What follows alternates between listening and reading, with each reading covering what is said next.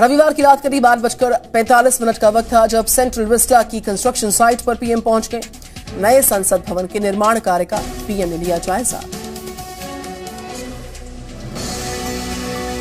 America के 4 दिवसीय दौरे से लौटे प्रधानमंत्री नरेंद्र मोदी रविवार रात करीब 8:45 बजे दिल्ली में सेंट्रल विस्टा की कंस्ट्रक्शन साइट पर पहुंचे। यहां उन्होंने साइट पर लगभग 1 घंटा बिताया और नए संसद भवन के निर्माण कार्य का जायजा लिया। प्रधानमंत्री नरेंद्र मोदी के सेंट्रल विस्टा प्रोजेक्ट साइट पर जाने के प्रोग्राम के बारे में पूर्व से कोई सूचना नहीं थी। वे अचानक यहां पहुंचे और बाकायदा सभी नियमों का पालन करते हुए साइट का निरीक्षण किया। इससे पहले कोरोना वायरस की दूसरी लहर के दौरान सेंट्रल विस्टा प्रोजेक्ट पर रोक लगाने की मांग की गई थी, जिसे लेकर मामला कोर्ट तक पहुंच गया था। हालांकि कोर्ट ने रोक लगाने की मांग करने वाली याचिका को खारिज कर दिया था और उम्मीद जताई जा रही थी कि नए संसद भवन का निर्माण अगले साल तक हो जाएगा। इसके लिए बड़ी संख्या में श्रमिक दिन रात तेजी से काम कर रहे हैं। नया संसद भवन पुराने संसद भवन से 17,000 वर्ग मीटर बड़ा भी होगा। इसे 971 करोड़ रुपए की लागत से बनाया जा रहा है। और उत्तर प्रदेश में योगी सरकार का आज विस्तार हुआ है। आपको बताएं, कल विस्तार हुआ है। 7 नए मंत्रियों को जगह देकर बीजेपी ने जातीय समीकरण को साधने की कोशिश की, जिसे समाजवादी पार्टी के अध्यक्ष अखिलेश यादव ने छलावा करार दिया।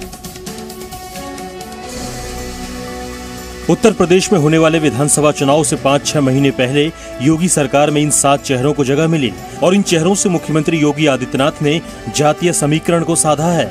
इनमें सबसे प्रमुख है जितिन प्रसाद, जो बीजेपी के ब्राह्मण चेहरा होंगे। संगीता बलवंत बिंद, छत्रपाल गंगवार, धर्मवीर प्रजापति पिछड़ी जाति से हैं। पलटू राम और दिनेश खटेक दलित समाज से हैं और संजय गौड़ अनुसूचित जनजाति से हैं। इन मंत्रियों को शामिल कर योगी ने यूपी के बड़े वोट बैंक पर निशाना साधा है। यूपी में ब्राह्मण वोट 12% हैं और इसको साधने के काम जितिन प्रसाद आएंगे। ओबीसी के वोट करीब 36% हैं। संगीता बलवंत बिंद, धर्मवीर प्रजापति, छत्रपाल गंगवार को मंत्री बनाकर बीजेपी ने बड़े चंग को साधा है। SC/ST के वोट 21% हैं और इनको साधने के लिए पलटू राम, दिनेश खटेक, संजय गौड़ को योगी सरकार में जगह मिली है। वहीं योगी कैबिनेट के इस विस्तार को सूबे के पूर्व मुख्यमंत्री और समाजवादी पार्टी के अध्यक्ष अखिलेश यादव ने एक छलावा बताया है। यूपी में धर्मांतरण के मामले में 3 और गिरफ्तार आरोपियों पर धर्मांतरण के लिए के जरिए यहाँ पर फंडिंग लेने के आरोप है। 20 करोड़ से भी ज्यादा फंडिंग का मालूम चल पाया है।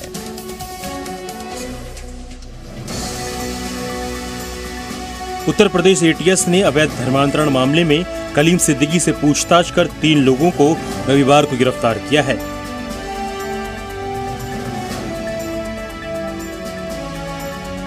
अवैध धर्मांतरण मामले में यूपी ATS ने 3 आरोपियों को विदेशों से हवाला के जरिए फंडिंग लेने के आरोप में गिरफ्तार किया।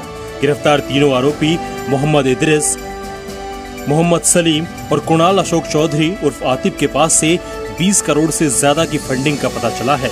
कुणाल उर्फ आतिफ ने रूस से मेडिकल की पढ़ाई की है और MCI की परीक्षा में फेल होने के बावजूद अवैध प्रैक्टिस कर रहा था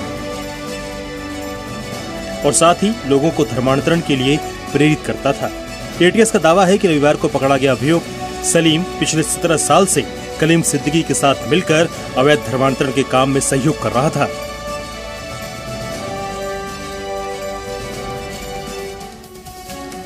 तो इस बीच आप लगातार देख रहे हैं 1 मिनट 1 खबर।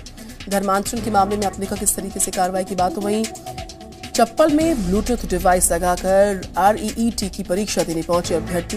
पुलिस ने 3 अभ्यर्थियों के साथ 2 अन्य लोगों को इस मामले के तहत गिरफ्तार किया।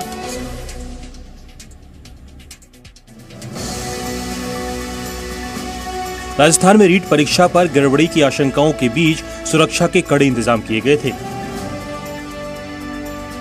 लेकिन इसके बावजूद भी कुछ अभ्यर्थी नकल करते हुए गिरफ्तार हुए हैं, जिनके पास से इलेक्ट्रॉनिक्स डिवाइस, मोबाइल फोन और सिम बरामद हुआ है।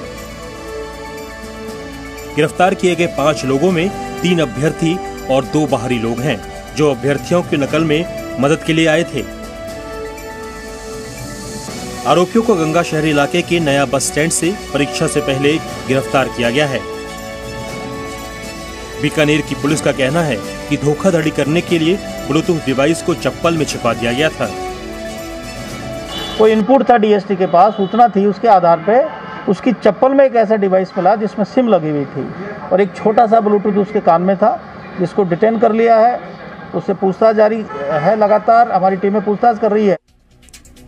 किसान संगठनों का आज भारत बंद है। सुबह के 6 बज चुके हैं और सुबह 6 बजे से शुरुआत हो चुकी है।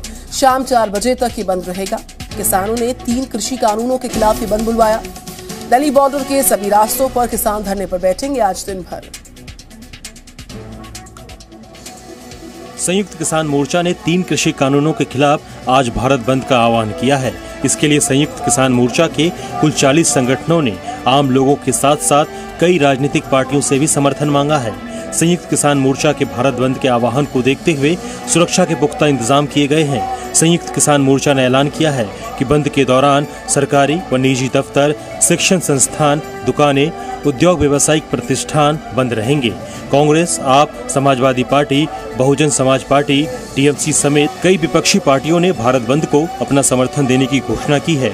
वहीं केंद्रीय कृषि मंत्री नरेंद्र तोमर ने किसानों से अपील की है कि वो आंदोलन का रास्ता छोड़कर बातचीत का रास्ता अपनाएं। आंदोलन का रास्ता छोड़कर वार्ता का रास्ता अपनाएं। सरकार उनके द्वारा बताई गई आपत्ति पर विचार करने के लिए तैयार है। न्यूयॉर्क में कोविड-19 और जलवायु परिवर्तन को लेकर एक कार्यक्रम का आयोजन किया गया, जिसमें दुनिया भर की मशहूर हस्तियों ने हिस्सा लिया। सितारों की महफिल से जगमगाती शाम की तस्वीरें न्यूयॉर्क की हैं, जहां ग्लोबल सिटीजन्स फेस्टिवल के मौके पर जेनिफर लोपेज, शॉन मेंडेस और बिली एलिश ने अपनी शानदार आवाज में गाने गाकर उत्साह में 4 चांद लगा दिए। इस कॉन्सर्ट में 60,000 से ज्यादा लोगों ने हिस्सा लिया। कार्यक्रम के दौरान गायकों ने जलवायु परिवर्तन, आंधी और जंगलों में लग रही आग जैसी घटनाओं पर चिंता जताई। कॉन्सर्ट आयोजित करने का मुख्य कारण जलवायु परिवर्तन को लेकर लोगों के बीच जागरूकता को बढ़ाना था। कार्यक्रम के दौरान संपन्न देशों से कोविड-19 वैक्सीन की 1 बिलियन डोज उन देशों को दान करने की विनती की गई जिन्हें इसकी सबसे ज्यादा जरूरत है। पिछले 24 घंटों में इस कॉन्सर्ट का आयोजन पेरिस, न्यूयॉर्क सिटी और लॉस एंजलिस जैसे कई शहरों में किया गया। तो वहीं श्रीनगर में डल झील के ऊपर 14 साल के बाद भारतीय वायुसेना का दमखम दिखा एक एयर शो के तौर पर। 1 मिनट में पूरी खबर इन तस्वीरों पर नजर।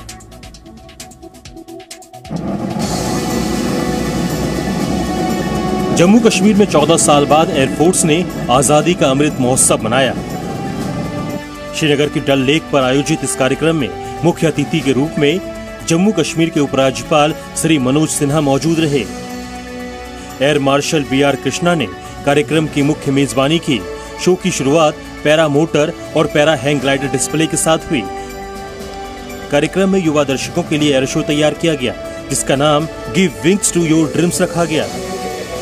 इसके बाद MiG-21 बाइसन ने त्रिकोणीय 3 एयरक्राफ्ट फॉर्मेशन में उड़ान भरी। हिंदुस्तान एरोनॉटिक्स लिमिटेड द्वारा बनाई गई एम्बेसडर्स IAF कार्यक्रम में आकर्षण का मुख्य केंद्र रहा। वहीं क्विज और फोटो एग्जीबिशन लगाकर IAF का इतिहास बताया गया। कार्यक्रम में 10,000 लोग मौजूद थे, जिनमें करीब 3,000 स्कूल के बच्चे थे।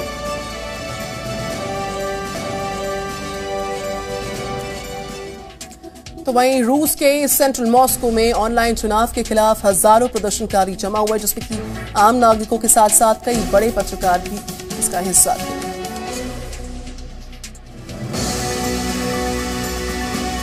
राजस्थान में रीट परीक्षा पर गड़बड़ी की आशंकाओं के बीच सुरक्षा के कड़े इंतजाम किए गए थे, लेकिन इसके बावजूद भी कुछ अभ्यर्थी नकल करते हुए गिरफ्तार हुए हैं, जिनके पास से इलेक्ट्रॉनिक्स डिवाइस, मोबाइल फोन और सिम बरामद हुआ है।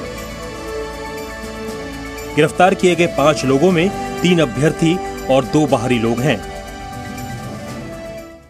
Presenting B News app, available on Google Play and App Store. Download it now.